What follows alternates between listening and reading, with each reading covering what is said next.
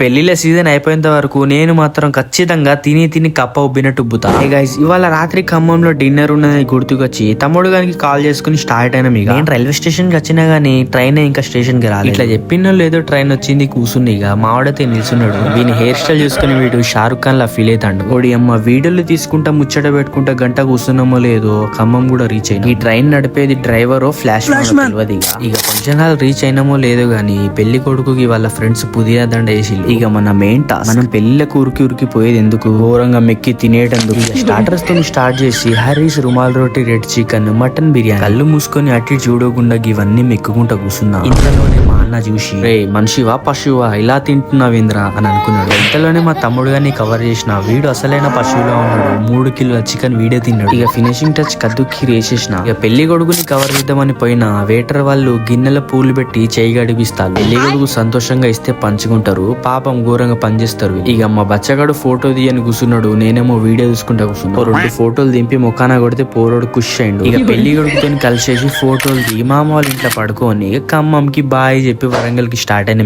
ఇక ఇవాటి రోజు నాది ఇట్లా గడిచింది. మళ్ళా కలుద్దాం ఇంకో వ్లాగ్ లా. వీడియోని లైక్ కొట్టి ఫాలో చేయండి. యూట్యూబ్ లో చుట్టూ సబ్స్క్రైబ్ చేయండి.